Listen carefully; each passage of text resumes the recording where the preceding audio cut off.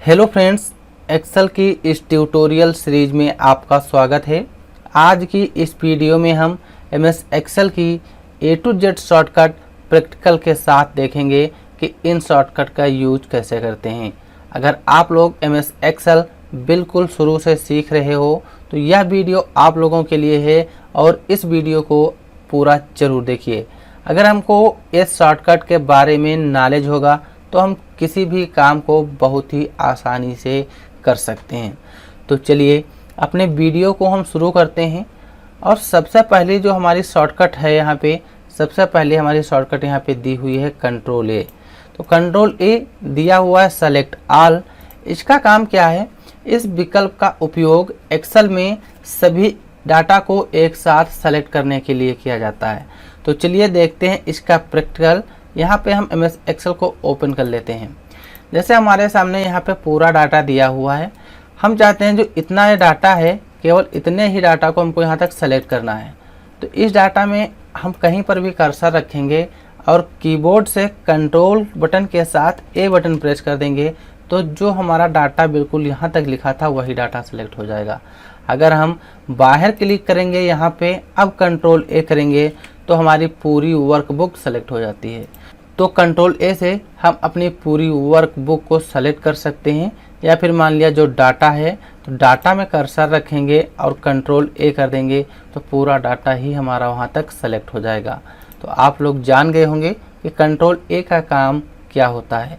फिर हमारी next shortcut है कंट्रोल बी। कंट्रोल बी से ये होता है किसी भी डाटा को हम बोल्ड कर सकते हैं। जैसे सेलेक्ट किए गए डाटा को बोल्ड करने के लिए हम कंट्रोल बी का उपयोग करते हैं। तो जैसे यहाँ पे हम एमएस एक्सेल को ओपन कर लेते हैं।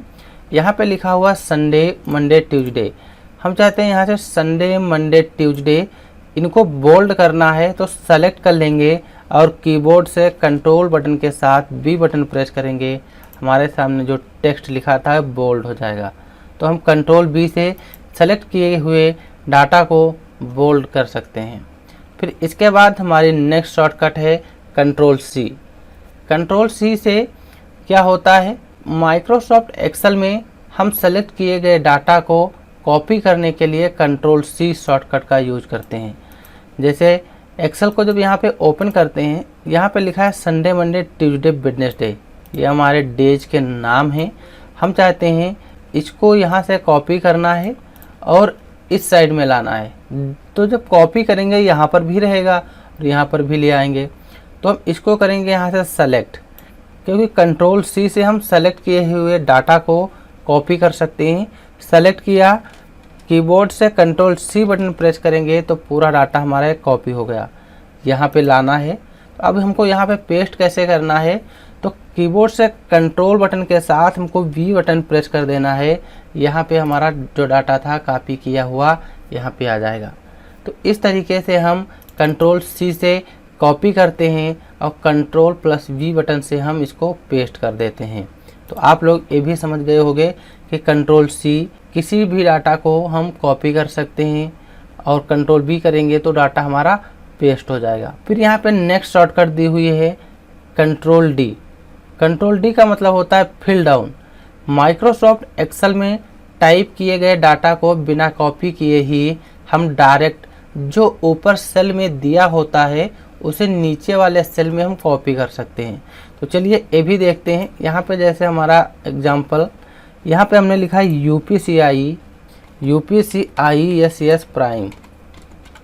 हमने यहाँ पे टाइप कर लिया UPCISS प्राइम। हम चाहते हैं इसको बिल्कुल हमें यहाँ तक लिखना है तो हम इतना एरिया सेलेक्ट कर लेंगे और कीबोर्ड से कंट्रोल बटन के साथ डी बटन प्रेस करेंगे तो पूरा UPCISS प्राइम हमारा यहाँ तक ऑटोमेटिक लिख के आ जाएगा। तो कंट्रोल डी से हम किसी भी डाटा को ऊपर से डायरेक्ट नीचे की सेलों में कॉपी कर सकते हैं कंट्रोल डी की सहायता से। फिर हमारी नेक्स्ट शॉर्टकट है कंट्रोल ई। कंट्रोल ई का काम होता है फ्लैश फिल करना। जैसे कि हम यहाँ पे जब अपने एक्सेल को ओपन करते हैं, यहाँ हमारे सामने कुछ इस तरीके का डाटा है। इसी में नाम लिखा हुआ है, इसी में मोबाइल नंबर है और इसी में हमारा कोर्स एक ही में लिखा हुआ है। हम चाहते हैं इसमें से नाम अलग हो जाएं, मोबाइल नंबर अलग हो जाएं और कोर्स हमारे इसमें से अलग हो जाएं। तब हम कंट्रोल ई बटन का उपयोग करते हैं। तो एग्जाम्पल के लिए यहाँ पे हम टाइप कर लेते हैं नेम, और मोबाइल नंबर हमको इसमें चाहिए तो यहाँ पे हम लिख लेते हैं मोबाइल नंबर, और इसमें हम चाहते हैं कोर्स हमको चाहिए तो यहाँ पे हम कोर्स टाइप कर लेंगे। अब हम इस वाले कॉलम में एग्जाम्पल के लिए पहला जो यहाँ पे कॉलम है इसमें हम लिख लेते हैं रोहित। जो हमारा नेम है इसमें नेम लिख लिया, और इसमें हमको मोबाइल नंबर लिख लेना है क्योंकि हम इसमें से अपने पूरे डाटा को अलग करना चाहते हैं। तो यहाँ पे हम मोबाइल नंबर लिख लेते हैं, मोबाइल नंबर लिखा। कोर्स इसका क्या है ADCA, तो यहाँ पे हम टाइप कर लेंगे ADCA। अब हम चाहते हैं इस डाटा से पूरा नाम जो है नाम अलग हो जाएं, मोबाइल नंबर अलग हो जाएं और कोर्स हमारा अलग हो जाए। तो यहाँ पे कर्सर रखेंगे और कीबोर्ड से कंट्रोल बटन के साथ ई बटन प्रेस करेंगे तो इस वाले डाटा से हमारे नाम अलग हो जाएंगे। फिर यहाँ पे कर्सर रखेंगे, कंट्रोल के साथ ई बटन प्रेस करेंगे तो इसमें से हमारे मोबाइल नंबर अलग हो जाएंगे। फिर ADCA में हम अपना कर्सर रखेंगे, कंट्रोल के साथ ई बटन प्रेस करेंगे तो हमारे इसमें से पूरे कोर्स निकल के आ जाएंगे। तो इस तरीके से हम किसी भी डाटा को फिल्टर कर सकते हैं, यानी कि अगर एक ही में सब कुछ लिखा हुआ है तो हम अलग अलग करना चाहें तो यहाँ पर अलग अलग आसानी से कर सकते हैं कंट्रोल ई की सहायता से। तो आप लोगों को फ्लैश फिल ऑप्शन भी समझ में आ गया होगा कि कंट्रोल ई का यूज क्या होता है। फिर हमारी नेक्स्ट शॉर्टकट है कंट्रोल बटन के साथ F बटन। MS एक्सेल में किसी भी टेक्स्ट को खोजने के लिए हम F बटन का यूज करते हैं, यानी कि कंट्रोल F फाइंड करना। चलिए यहाँ पे देख लेते हैं, जैसे कि यहाँ पे डाटा लिखा हुआ है। अब इसमें हमको पता करना है कि रोहित कहाँ कहाँ लिखा हुआ है, तो हम कंट्रोल बटन के साथ F बटन प्रेस करेंगे और इसमें हमको टाइप कर देना है रोहित। यहाँ पे हमने टाइप किया रोहित। अब जब हम फाइंड नेक्स्ट करेंगे तो जहाँ पे रोहित लिखा होगा वो हमारा पूरा सेलेक्ट होता जाएगा, क्योंकि इसमें रोहित लिखा है इसमें सेलेक्ट हो जाता है। और फिर फाइंड नेक्स्ट करेंगे तो इसमें रोहित लिखा है इसमें सेलेक्ट हो जाएगा। मान लिया इसको यहाँ पे क्लोज करते हैं, दूसरा डाटा ओपन कर लेते हैं। यहाँ पे हमने अपना डाटा ओपन किया।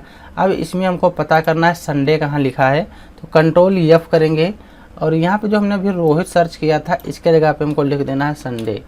यहाँ पे हम संडे लिख देंगे। फिर फाइंड नेक्स्ट करेंगे तो जहाँ पे संडे लिखा होगा, यहाँ पे संडे लिखा है यहाँ हाईलाइट हो जाता है। फिर नेक्स्ट करेंगे संडे, तो ये यहाँ पे बता रहा है कि यहाँ पे संडे लिखा हुआ है। तो कंट्रोल F से हम क्या करते हैं, कंट्रोल F से हम किसी भी टेक्स्ट को खोजने के लिए इसका यूज करते हैं, या फिर ढूंढना कहें या फिर खोजना कहें एक चीज़ होती है, यानी कि हम फाइंड कंट्रोल F से किसी भी टेक्स्ट को फाइंड कर सकते हैं। फिर हमारी नेक्स्ट शॉर्टकट है कंट्रोल G। कंट्रोल G का मतलब होता है गो टू। जैसे कि हम माइक्रोसॉफ्ट में जब कहीं पर भी कोई वर्क करते हैं, अगर गो टू ऑप्शन की सहायता से कहीं पर भी हम जाना चाहें, जहां फार्मूला लगा है तो फार्मूले में जाना चाहते हैं या किसी टेक्स्ट में जाना चाहते हैं तो हम बहुत ही आसानी से जा सकते हैं। चलिए इसका भी प्रैक्टिकल देखते हैं। जैसे हमारे सामने यहाँ पूरा डाटा लिखा हुआ है। अब कीबोर्ड से हम कंट्रोल बटन के साथ G बटन प्रेस करेंगे तो हमारे सामने यहाँ पे गो टू ऑप्शन ओपन हो जाएगा। यहाँ पे स्पेशल में जाना है। अब हम चाहते हैं यहाँ पे फार्मूला पे जब क्लिक करेंगे, हम चाहते हैं जहाँ जहाँ पे फार्मूला लगा हुआ है नंबरों पे, तो हम वहाँ पे जाना चाहते हैं। तो सभी ऑप्शनों से टिक हटा देंगे, नंबर्स पे टिक रखना है, ओके कर देंगे। तो इस लाइन में हमारे फार्मूला लगे हैं तो पूरा लाइन ऑटोमेटिक यहाँ पे सेलेक्ट हो जाएगा। देखो यहाँ पे जब क्लिक करते हैं तो फार्मूला बार में यहाँ पे फार्मूला भी दिखाई दे रहा है। तो इस तरीके से हम कंट्रोल G का यूज करते हैं। फिर मान लिया कंट्रोल G किया और स्पेशल में आ गए, यहाँ पे दिया हुआ है कांस्टेंट, इस पर क्लिक कर दिया और लॉजिकल से टिक हटा देना है, एरर से टिक हटा देना है, नंबर से टिक हटा देना है। केवल टेक्स्ट पे जाना है, ओके कर देंगे तो हमारा नंबर भी छोड़ देगा और यहाँ पे जो भी नंबर लिखे उनको छोड़ करके जहाँ पे टेक्स्ट लिखा हुआ है पूरा हमारा यहाँ पे टेक्स्ट सेलेक्ट हो जाएगा। इस तरीके से हम कंट्रोल G का उपयोग करते हैं, यानी कि गो टू ऑप्शन का यूज करते हैं। फिर हमारे सामने दिया है कंट्रोल I। कंट्रोल I से हम सेलेक्ट किए हुए डाटा को इटैलिक या फिर तिरछा कहें तो हम कर सकते हैं। तो चलिए इसका भी प्रैक्टिकल देखते हैं। जैसे यहाँ पे संडे, मंडे, ट्यूसडे, वेडनेसडे लिखा हुआ है, हम चाहते हैं इतने डाटा को हमको इटैलिक करना है, यानी कि तिरछा लिखना चाहते हैं तो हम बहुत ही आसानी से कर सकते हैं। जैसे इसको सेलेक्ट किया, कीबोर्ड से कंट्रोल बटन के साथ आई बटन प्रेस करेंगे तो आप लोग देख पा रहे होंगे कि जो हमारा यहाँ पे टेक्स्ट लिखा था ये तिरछा हो जाएगा। फिर कंट्रोल आई करेंगे तो हमारा इटैलिक हट जाएगा। फिर कंट्रोल आई करेंगे तो ये हमारा तिरछा हो जाएगा। यहाँ पर इटैलिक का जो ऑप्शन दिया है ऑटोमेटिक ये हाईलाइट हो जाता है। यहाँ पर भी इटैलिक की शॉर्टकट कंट्रोल आई लिख के आ रही है। तो आप लोगों को समझ में आ गया होगा कि कंट्रोल आई क्या होता है। और इसके बाद जो हमारी नेक्स्ट शॉर्टकट है हाइपरलिंक, कंट्रोल के हाइपरलिंक इससे होता है। चलिए इसको भी देखते हैं। जैसे एमएस एक्सेल में हाइपरलिंक क्रिएट करने के लिए हम कंट्रोल के शॉर्टकट का यूज करते हैं। हाइपरलिंक किसी भी डॉक्यूमेंट या इमेज को किसी टेक्स्ट के साथ लिंक करा देता है, जिस पे हम क्लिक करते हैं तो हमारा डॉक्यूमेंट या फिर पिक्चर ओपन हो जाएगा जिस पे हमने हाइपरलिंक लगाया होगा। तो उसी को हाइपरलिंक कहते हैं। चलिए इसका प्रैक्टिकल हम यहाँ पे देखते हैं, तब आप लोग अच्छे से समझ पाएंगे। यहाँ पे हमने एक्सेल को ओपन कर लिया। मान लिया यहाँ पे जो संडे लिखा हुआ है, संडे में हम किसी भी फाइल को ऐड करना चाहते हैं तो कर्सर रखेंगे, कंट्रोल बटन के साथ के बटन प्रेस करेंगे। हमारे कंप्यूटर में जितनी भी फाइलें ओपन है यहाँ पे दिखाई दे रही हैं। अब मान लिया हम यहाँ पे ऐड करना चाहते हैं, किसी भी इमेज को ऐड करना है या किसी भी फाइल को ऐड करना है तो यहाँ से हम ऐड कर सकते हैं। जैसे यहाँ पे एमएस एक्सेल जो फंक्शन दिए हुए हैं हमारे पास पीडीएफ पड़ी है, इसको ऐड करना चाहते हैं, क्लिक करके ओके कर देंगे। संडे में हमारी वो फाइल ऐड हो गई। अब जब इस पर लेके आएंगे और क्लिक कर देंगे फिर हमारे सामने वही फाइल ओपन हो जाएगी जो एमएस एक्सेल के फार्मूले की फाइल हमने वहाँ पे ऐड की थी। तो पूरी पीडीएफ हमारे सामने ओपन होकर आ जाएगी। तो इस तरीके से हम किसी भी टेक्स्ट पे कोई हाइपर लिंक लगानी हो तो हम लगा सकते हैं। फिर इसके बाद जो हमारी नेक्स्ट शॉर्टकट आती है, नेक्स्ट शॉर्टकट आती है कंट्रोल एन। कंट्रोल एन से क्या होता है, कंट्रोल एन से हम न्यू वर्कबुक ओपन कर सकते हैं। तो चलिए देखते हैं। जैसे हमारे सामने भी यहाँ पे एक वर्कबुक है, यहाँ पे कर्सर लेके जाते हैं तो एक ही वर्कबुक आ रही है, लेकिन हमको न्यू वर्कबुक चाहिए जिस पे हम काम करना चाहते हैं। तो कीबोर्ड से कंट्रोल बटन के साथ एन बटन प्रेस करनी है, हमारे सामने न्यू वर्कबुक आ जाएगी और जो पहले वो की वर्कबुक थी वो हाइड हो जाएगी। तो यहाँ पे अब देखिए ये हमारी पहले की वर्कबुक है और ये हमारी बाद की वर्कबुक है कंट्रोल एन से जो हमने लाया। तो कंट्रोल एन से हम न्यू वर्कबुक इंसर्ट करा सकते हैं। तो आप लोगों को ये भी समझ में आ गया होगा। फिर इसके बाद हमारी नेक्स्ट शॉर्टकट है कंट्रोल ओ। कंट्रोल ओ से होता है ओपन। इस की का उपयोग माइक्रोसॉफ्ट एक्सेल में पहले से बने हुए वर्कबुक या वर्कशीट को ओपन करने के लिए किया जाता है।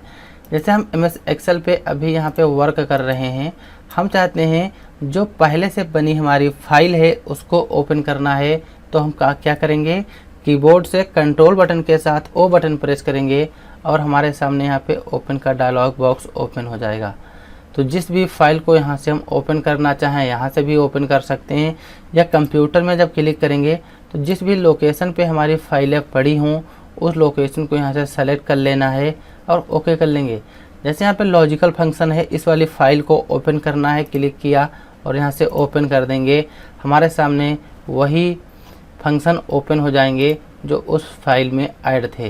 तो यानी कि हम कंट्रोल ओ से अपनी किसी भी वर्कबुक को ओपन कर सकते हैं जिसको हमने पहले सेव किया हो। तो आप लोगों को कंट्रोल ओ भी समझ में आ गया होगा कि इसका काम क्या होता है। फिर हमारी नेक्स्ट शॉर्टकट है कंट्रोल पी। कंट्रोल पी से क्या होता है, इस शॉर्टकट की का उपयोग एमएस एक्सेल में किसी भी तैयार किया गया वर्कशीट या वर्कबुक को हम प्रिंटर के माध्यम से प्रिंट कर सकते हैं। यानी कि कंट्रोल पी का मतलब होता है प्रिंट करना। जैसे हमने यहाँ पे जो फाइल ए बनी है भी, इसको हम प्रिंट करना चाहते हैं तो कीबोर्ड से कंट्रोल पी बटन प्रेस करेंगे, यहाँ सामने हमारे वही पेज ओपन हो जाएगा जो वहाँ पे लिखा था। इसको हम प्रिंट करना चाहें तो अगर हमारे कंप्यूटर में प्रिंटर लगा होगा तो इस फाइल को हम प्रिंट कर सकते हैं। प्रिंट करने की शॉर्टकट कंट्रोल पी होती है।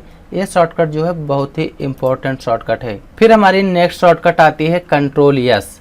कंट्रोल एस से होता है कि जो भी हमने एमएस एक्सेल पे डाटा को तैयार किया है उसको सेव करने के लिए हम कंट्रोल एस का यूज करते हैं।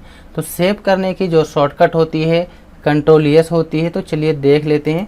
जैसे हमारे सामने फाइल जो है पहले की बनी पड़ी है, मान लिया हम फाइल में जाते हैं, न्यू वर्कबुक यहाँ से एक इंसर्ट करा लेते हैं, नई वर्कबुक आ गई। यहाँ पे जैसा कि थोड़ा मैटर हम लिख लेते हैं, इतनी दूरी में यहाँ पे इक्वल लगाएंगे। एक फार्मूला होता है, फार्मूले का नाम होता है rand between. Rand between formula लगाया। हम चाहते हैं यहाँ पे जो हमको नंबर चाहिए 5000 के बीच, 5000 से स्टार्ट करना है और 10,000 के बीच में हमको नंबर चाहिए। तो यहाँ पे टाइप कर देंगे, ब्रैकेट को बंद करके कंट्रोल के साथ इंटर कर देंगे। आप लोग यहाँ पे देख पा रहे होंगे जो हमारी फाइल थी और रेडी हो गई। अब हम कंट्रोल एस जब करेंगे, कंट्रोल एस किया तो कंट्रोल एस से हम अपनी इस फाइल को सेव कर सकते हैं। फिर जिस भी लोकेशन पे अपने फाइल को सेव करना हो यहाँ पे क्लिक कर लेंगे। मान लिया डेस्कटॉप पे सेव करना है तो डेस्कटॉप पे क्लिक करेंगे और यहाँ पे हम अपनी इस फाइल का नाम दे देंगे डेमो। डेमो नाम दिया यहाँ पे हम अपनी फाइल का, जैसे यहाँ पे डेमो फाइल का नाम दे दिया और यहाँ से कर लेंगे सेव। तो हमारी जो फाइल है डेस्कटॉप पे सेव हो गई है और टाइटल बार में यहाँ पे दिखाई भी दे रहा है डेमो, क्योंकि हमने इस फाइल को डेमो नाम से सेव किया तो यहाँ पे डेमो दिखाई दे रहा है। जैसे यहाँ पे हम इसको मिनिमाइज कर लेते हैं, अपनी इस फाइल को यहाँ से हम कर लेंगे मिनिमाइज हो गई।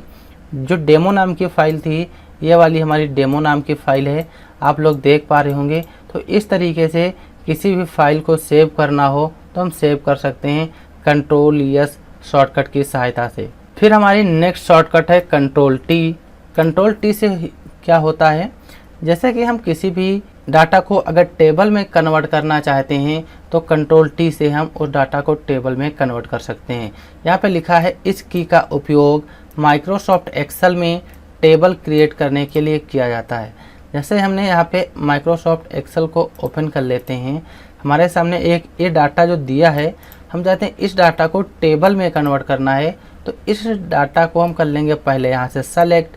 पूरा डाटा हमारा सेलेक्ट हो जाएगा, क्योंकि हमने इतना डाटा सेलेक्ट किया तो इतना डाटा ही टेबल में कन्वर्ट होगा। डाटा को सेलेक्ट कर लिया, कीबोर्ड से कंट्रोल टी बटन प्रेस कर देंगे, हमारे सामने यहाँ पे लिख के आ जाएगा क्रिएट टेबल और यहाँ से ओके कर देंगे। पूरा डाटा हमारा ये टेबल में कन्वर्ट हो जाएगा। इसकी जो भी डिज़ाइन रखनी हो यहाँ पे आके जो भी डिज़ाइन हमको अच्छी लगे वो डिज़ाइन यहाँ से हम अप्लाई कर सकते हैं। तो आप लोगों को समझ में आ गया होगा कि कंट्रोल टी शॉर्टकट क्या होती है और इसका यूज हम किस तरीके से करते हैं। तो कंट्रोल टी से टेबल क्रिएट कर सकते हैं। फिर इसके बाद जो नेक्स्ट शॉर्टकट है कंट्रोल यू। कंट्रोल यू से क्या होता है, इस शॉर्टकट का उपयोग हम किसी भी टेक्स्ट के नीचे अंडरलाइन ला सकते हैं। जैसे हमने यहाँ पे एक्सेल को ओपन कर लिया, यहाँ पे लिखा है जनवरी, फरवरी, मार्च, अप्रैल। हम चाहते हैं इन सभी टेक्स्ट के नीचे हमको यहाँ पे अंडरलाइन लाना है। तो अपने इस डाटा को यहाँ से कर लेंगे select, control you button press करेंगे और हर टेक्स्ट के नीचे यहाँ पे अंडरलाइन आ जाएगी। जैसे जनवरी के नीचे अंडरलाइन है, फरवरी के नीचे अंडरलाइन है, अंडरलाइन आ गई। अंडरलाइन हटाना भी होता है तो उतने ही एरिया को सेलेक्ट कर लेंगे जहाँ तक हमने अंडरलाइन लगाया। फिर यहाँ पे कंट्रोल के साथ यू बटन प्रेस करेंगे, अंडरलाइन हट जाएगी। कंट्रोल के साथ यू प्रेस करेंगे तो इसमें अंडरलाइन यहाँ पे लग जाएगी। तो आप लोग ये भी समझ गए होंगे कंट्रोल यू शॉर्टकट का यूज क्या होता है। फिर यहाँ पे हमारी नेक्स्ट शॉर्टकट आती है कंट्रोल वी। कंट्रोल वी क्या है, अभी इसका यूज हमने पीछे भी देखा था और इसमें भी देख लेते हैं। यहाँ पे लिखा है कंट्रोल वी। तो इस विकल्प का उपयोग हम कॉपी किए गए टेक्स्ट को पेस्ट कर सकते हैं। तो चलिए देख लेते हैं। जैसे हमने यहाँ पे एक्सेल को ओपन कर लिया, यहाँ पे जो जनवरी फरवरी लिखा हुआ है हम इसको कॉपी करेंगे। कॉपी करें या कट करें, पेस्ट हमको करना ही होता है। तो इसको हमने यहाँ से सेलेक्ट कर लिया, कंट्रोल सी कर लिया और कहाँ पे लाना है, यहाँ पे लाना है तो कंट्रोल वी कर देंगे। तो वो डाटा पूरा हमारा वहाँ से उठ के यहाँ आ जाएगा। तो कंट्रोल वी पेस्ट करने की शॉर्टकट होती है। अगर जब हम एक्सेल में वर्क करते हैं तो हम चाहे किसी भी टेक्स्ट को कट करें चाहे कॉपी करें तो हम उसको पेस्ट करना होता है तो कंट्रोल वी शॉर्टकट का यूज करते हैं। अगर शॉर्टकट नहीं यूज करना होता है तो यहाँ पे जो पेस्ट का ऑप्शन है यहाँ पे शॉर्टकट भी लिख के आ रही है, इसका यूज करते हैं। फिर हमारी नेक्स्ट शॉर्टकट जो है, नेक्स्ट शॉर्टकट है कंट्रोल डब्ल्यू। कंट्रोल डब्ल्यू से क्या होता है, इस शॉर्टकट का उपयोग हम MS एक्सेल में पहले से ओपन हुए वर्कबुक या वर्कशीट को बंद करने के लिए करते हैं। तो चलिए देख लेते हैं। जैसे हमने यहाँ पे फाइल को ओपन कर लिया है, अब कंट्रोल W बटन प्रेस करेंगे तो ये पूछेगा क्या जो हमने यहाँ पे बनाया है इसको सेव करना है कि नहीं।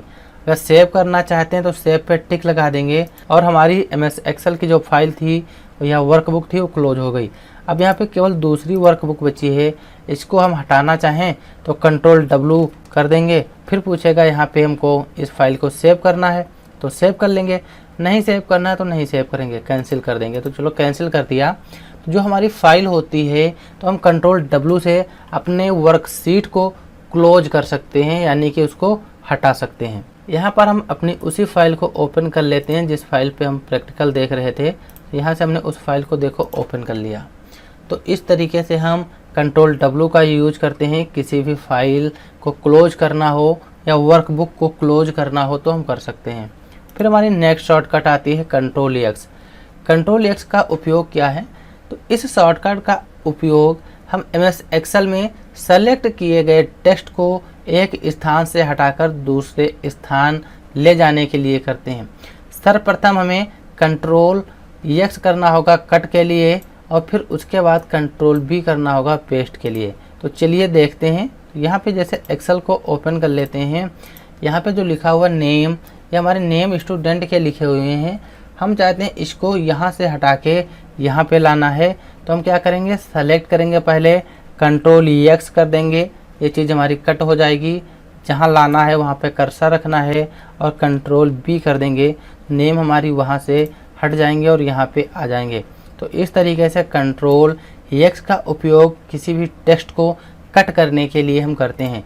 जैसे ये नाम यहाँ पे लिखे हैं, हम चाहते हैं यहाँ से इसको हटा देना है, इसको सेलेक्ट कर लेंगे, कंट्रोल X कर देंगे, चीज़ यहाँ से कट हो जाएगी। यहाँ पे लाना चाहते हैं, कर्सर रखेंगे, कंट्रोल B कर देंगे, ये चीज़ यहाँ से हट के यहाँ पे आ जाएंगी। तो कंट्रोल X का मतलब कट करना होता है, ये भी आप लोगों को अच्छे से समझ में आ गया होगा। फिर हमारी जो नेक्स्ट शॉर्टकट है कंट्रोल Y और कंट्रोल Z। तो कंट्रोल Y रीडू करने की शॉर्टकट होती है, कंट्रोल Z हमारी अंडू करने की शॉर्टकट होती है। कंट्रोल Y से क्या होता है, कंट्रोल Y के माध्यम से हम कोई भी एक्शन का एक स्टेप आगे जाते हैं और कंट्रोल Z इस की का उपयोग माइक्रोसॉफ्ट एक्सेल में यदि हम कोई भी कार्य किए हैं और उस कार्य को नहीं करना चाहते हैं तो उस कंडीशन में हम उसको वापस जाना चाहते हैं, वापस कर सकते हैं। जैसे यहाँ पे हम एक नई वर्कबुक ही ले लेते हैं, यहाँ पे हम कुछ लिख लेते हैं, जैसे ए लिखा, यहाँ पे ए लिखा, यहाँ पे ए लिखा और यहाँ पे ए लिख लिया। हम चाहते हैं ए नहीं रखना है, इसको हटा देना है, तो कंट्रोल Z करेंगे, वो चीज़ हमारी यहाँ से वो वापस हो जाएंगी, हट जाएंगी। तो ये चीज़ें हमारी हट गई तो कंट्रोल Z अंडू होता है। अगर हम फिर मान लिया इसको लाना चाहते हैं तो कंट्रोल Y कर देंगे तो वो चीज़ें हमारी आ जाएंगी। कंट्रोल Y रीडू करने की शॉर्टकट होती है, कंट्रोल Z अंडू करने की होती है। तो आप लोगों को यहाँ पे कंट्रोल Y और कंट्रोल Z भी समझ में आ गई होंगी। तो यहाँ तक हमने कंप्लीट कर लिया, कंट्रोल A से लेके कंट्रोल Z तक जो भी शॉर्टकट थी MS एक्सेल की, उन शॉर्टकट को कंप्लीट कर लिया है। अब हम आगे देखेंगे MS एक्सेल शॉर्टकट की 1 से लेके F12 तक हमारी शॉर्टकट होती हैं, इन शॉर्टकट का काम क्या होता है। चलिए इनको भी हम यहाँ पे देख लेते हैं। ये हमारी फंक्शन की होती हैं, फंक्शन की टोटल F1 से लेके F12 तक होती हैं, तो टोटल फंक्शन की हमारा 12 होती हैं। F1 जो है ये फंक्शन की है। इस फंक्शन की का प्रयोग एक्सेल की हेल्प विंडो ओपन करने के लिए करते हैं। जैसे कि यहाँ पे हम कोई जब वर्क करते हैं, अगर यहाँ पे हमको हेल्प लेना है तो हम कीबोर्ड से F1 बटन प्रेस करेंगे, हमारे सामने यहाँ पे हेल्प सेंटर ओपन हो जाएगा। तो F1 से हम हेल्प सेंटर ओपन करने के लिए उसका यूज करते हैं। फिर हमारी नेक्स्ट शॉर्टकट आती है सेलेक्ट सेल को एडिट करने के लिए, हम F2 बटन प्रेस करते हैं। तो यहाँ पे जैसे कि मान लिया हम अभी कोई वर्क कर रहे हैं, फाइल अपनी वही ओपन कर लेते हैं। जैसे यहाँ पे लिखा हुआ है जनवरी, यहाँ पे हम मान लिया UPCI लिखेंगे तो जो UPCI है शुरू से लिख गया, लेकिन हम चाहते हैं UPCI भी लिखा रहे और इसी में हमको जनवरी टाइप करना है। तो इस सेल को हम एडिट करेंगे, एडिट मोड में अपने सेल को लाएंगे तभी। लेकिन जो हमारी ये सेल अभी है, अभी ये सेल हमारी सेलेक्टेड सेल है।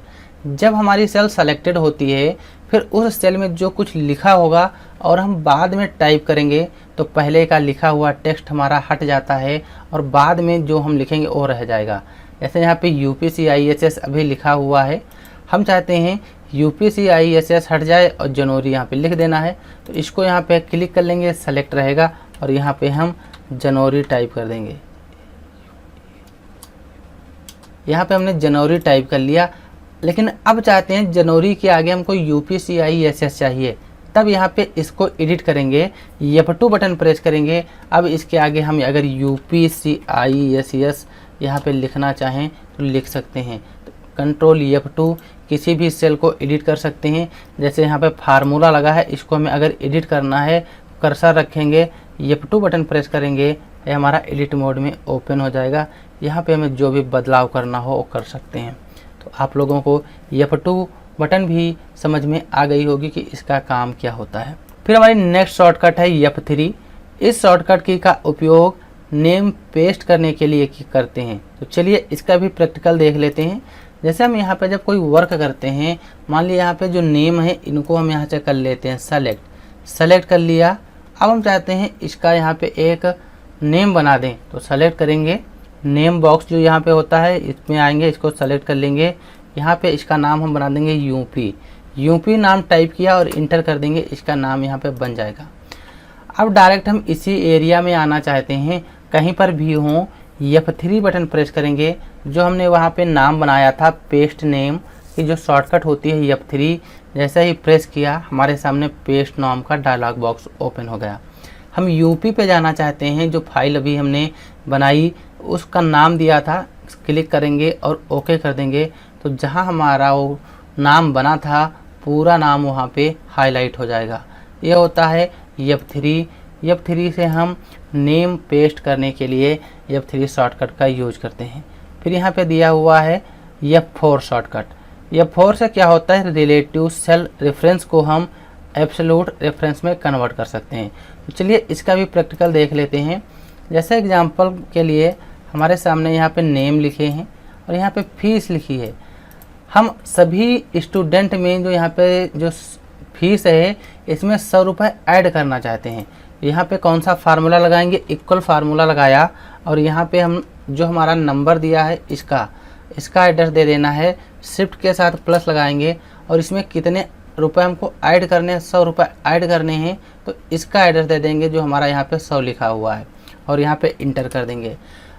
इस 2000 रुपये में हमारा 100 रुपये ऐड हो गया। अगर अब इसको जब हम पकड़ के ड्रैग करते हैं तो यहाँ पे देखो केवल जो 2000 है जहाँ पे हमने इसका एड्रेस दिया था इसी को यहाँ पे 100 रुपये इसमें ऐड हुए हैं, लेकिन ना 4000 में ऐड हुए हैं ना 1500 में। उसके नीचे हमारे इसमें 100 रुपये ऐड ही नहीं हुए हैं। क्यों ऐसा? इसलिए हुआ क्योंकि जो हमने यहाँ पे अभी दिया था यह हमारा रिलेटिव सेल एड्रेस था। रिलेटिव यानी कि ऑटोमेटिक इसका जो सेल एड्रेस है वो चेंज होता जाएगा। जैसे यहाँ पे जो 100 है किस सेल में था, T2 सेल में था, तो यहाँ पे देखो T2 सेल है। लेकिन जब इसमें आएंगे इसको एडिट करेंगे तो इसमें T3 आ जाएगा। T3 कौन सी सेल है? T3 हमारी ए वाली सेल हुई, ये वाली T3 सेल हुई और T3 सेल में यहाँ पे कुछ लिखा ही नहीं है। तो ये हमारी रिलेटिव सेल होती हैं। अब मान लिया इसको एब्सोल्यूट करना है, यानी कि जब पकड़ के ड्रैग करें तो सभी में हमारी यही सेल जो है इसी सेल का एड्रेस आए, क्योंकि इस सेल को हम लॉक करना चाहते हैं। तो यहाँ पे कर्सर रखेंगे, F4 बटन प्रेस करेंगे तो ये वाली सेल हमारी एब्सोल्यूट हो जाएगी। अगर डॉलर के दोनों सिंबल यहाँ पे बन के आ जाते हैं, रो में भी और कॉलम में भी, तो वो सेल हमारी एब्सोल्यूट हो जाती है और यहाँ से इंटर कर देंगे। और अब पकड़ के जब ड्रैग करेंगे तो जो हमारे 100 रुपये थे 100 रुपये सब में ऐड हो जाएंगे। यहाँ पर भी 2000 में 100 रुपये ऐड हो गए, 2100 आ गया। 4000 रुपये में 100 रुपये ऐड हुए यहाँ पे तो 4100 आ गया। तो आप लोगों को यहाँ पे F4 भी समझ में आ गया होगा, क्योंकि रिलेटिव सेल रेफरेंस को हम एब्सोल्यूट रेफरेंस में कन्वर्ट कर देते हैं F4 से। तो आप लोगों को ये भी समझ में आ गया होगा। फिर नेक्स्ट शॉर्टकट है हमारी F5 से go to dialog box open करते हैं। जैसे यहाँ पे हम कोई वर्क कर रहे हैं और F5 बटन प्रेस कर देंगे तो यहाँ पे go to dialog box open हो जाएगा।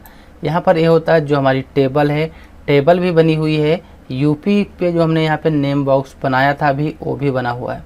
मान लिया हम डायरेक्ट टेबल पे जाना चाहते हैं, टेबल पे क्लिक करेंगे ओके कर देंगे तो पूरी टेबल ऑटोमेटिक सेलेक्ट हो जाएगी। मान लिया फिर F5 किया, यूपी पे क्लिक किया और ओके कर देंगे तो जो हमारा नाम बना था यूपी का वो पूरा सेलेक्ट हो जाएगा। तो गो टू से ये होता है अगर हम कहीं पर भी जाना चाहें तो बहुत ही आसानी से जा सकते हैं। फिर जैसे जब 5 प्रेस किया, स्पेशल में गए और यहाँ पे फार्मूले में आके ओके कर देंगे। जहाँ जहाँ फार्मूले लगे थे वहाँ वहाँ ये सेलेक्ट हो जाएगा। यहाँ पे देखो फार्मूला लगा था, ये पूरा सेलेक्ट हो गया। यहाँ पे फार्मूला लगाया तो ये पूरा यहाँ पे सेलेक्ट हो जाएगा। तो इस तरीके से गो टू का यूज करते हैं। तो आप लोगों को यहाँ पे गो टू भी समझ में आ गया होगा, F5 का यूज करना। फिर हमारी नेक्स्ट शॉर्टकट आती है F6।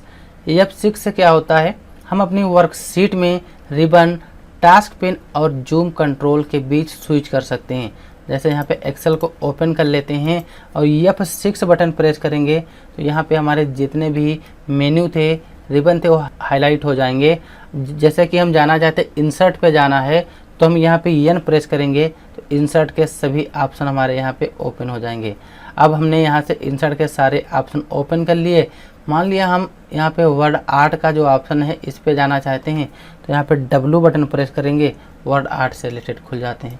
तो F6 का उपयोग हम अपने रिबन को यहाँ पे जो है वो हाईलाइट करने के लिए इसका यूज करते हैं। तो यहाँ F6 भी आप लोगों को समझ में आ गया होगा, क्योंकि F6 से हम वर्कशीट, रिबन, टास्क पेन को एक स्थान से दूसरे स्थान के बीच में स्विच करा सकते हैं।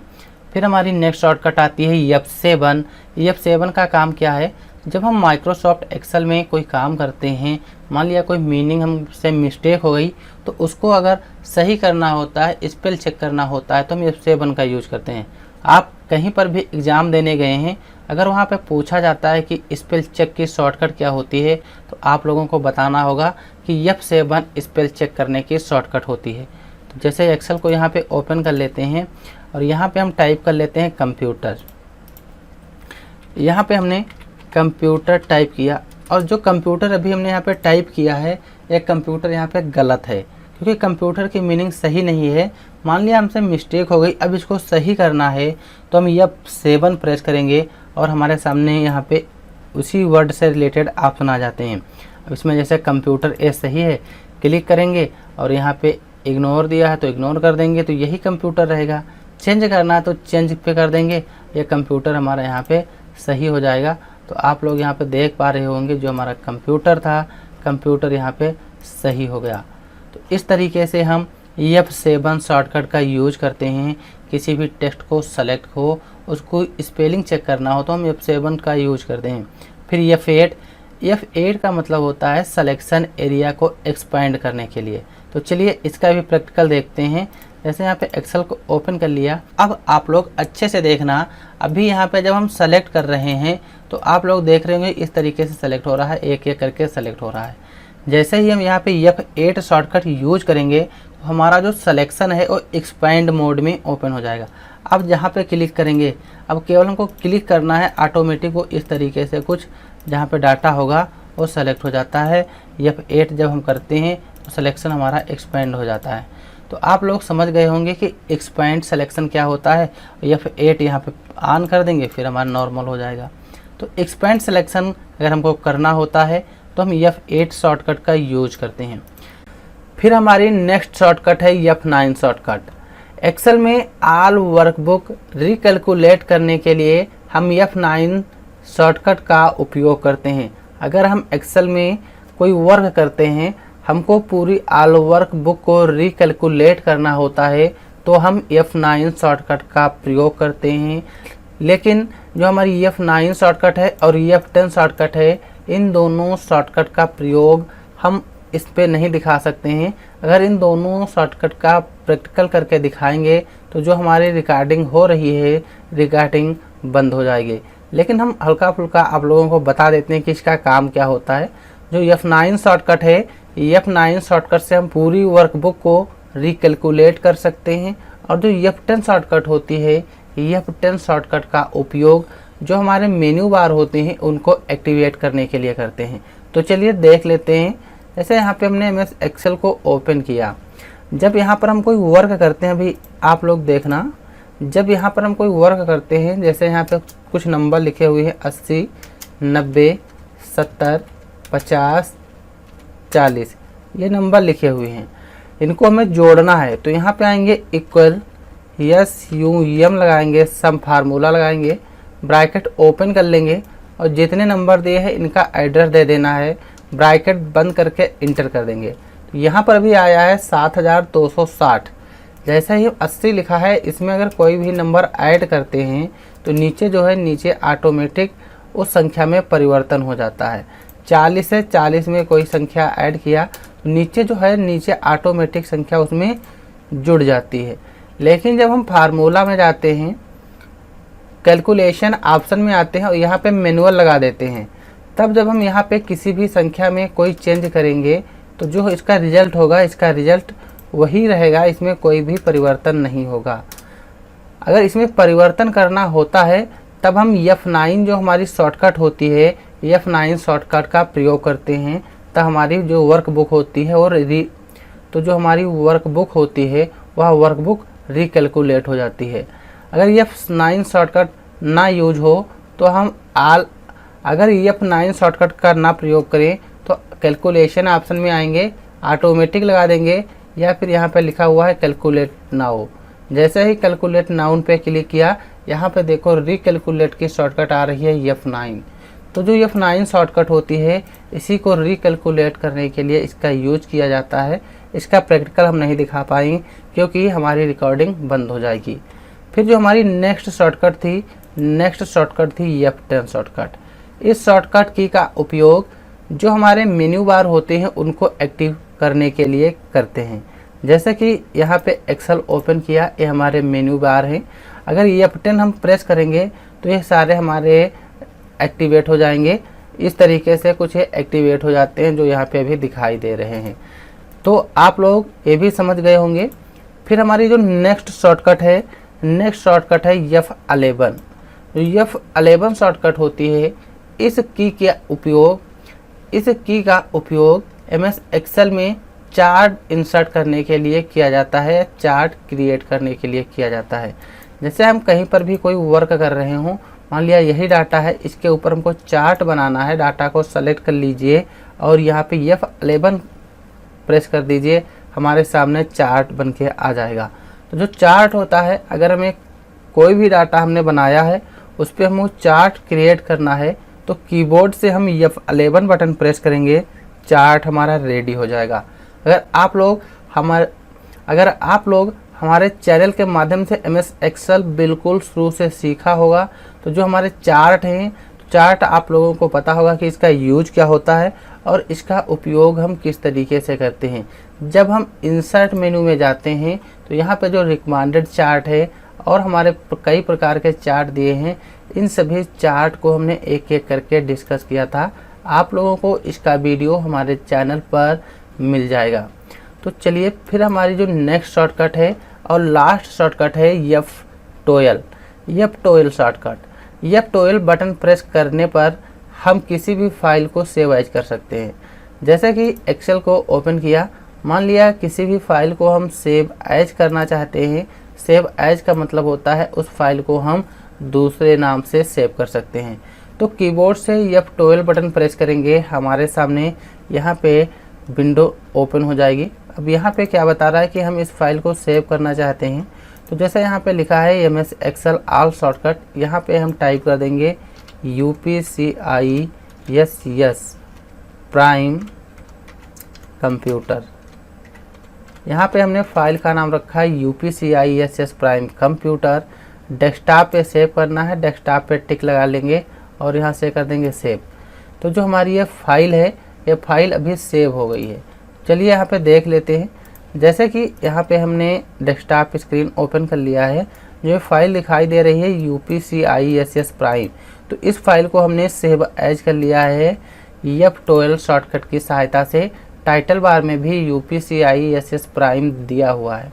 तो आप लोगों को जो हमारी F12 शॉर्टकट थी ये भी समझ में आ गया होगा और हमने ये से लेके Z तक और फंक्शन की F1 से लेके F12 तक जितनी भी शॉर्टकट थी MS एक्सेल की उनको कवर कर लिया है और इनका प्रैक्टिकल भी देखा है कि हम इनका उपयोग किस तरीके से करते हैं। लेकिन फिर भी अगर कोई डाउट रह गए हो तो आप कमेंट करके पूछ सकते हो। हम अगले वीडियो में आपके कमेंट का जवाब जरूर देंगे। फिर हम अगले वीडियो में जानेंगे एमएस एक्सेल की कुछ इम्पोर्टेंट शॉर्टकट हैं जो हम अगले वीडियो में डिस्कस करेंगे। बहुत सारी शॉर्टकट हैं, इसीलिए आप लोग अगर हमारे चैनल पर नए हो तो चैनल को सब्सक्राइब कीजिए। हमारी हर वीडियो की नोटिफिकेशन आप लोगों तक सबसे पहले पहुंचेगी। तो वीडियो देखने के लिए आप लोगों का बहुत बहुत धन्यवाद। हम मिलते हैं अगली वीडियो में। Thanks for this watching video.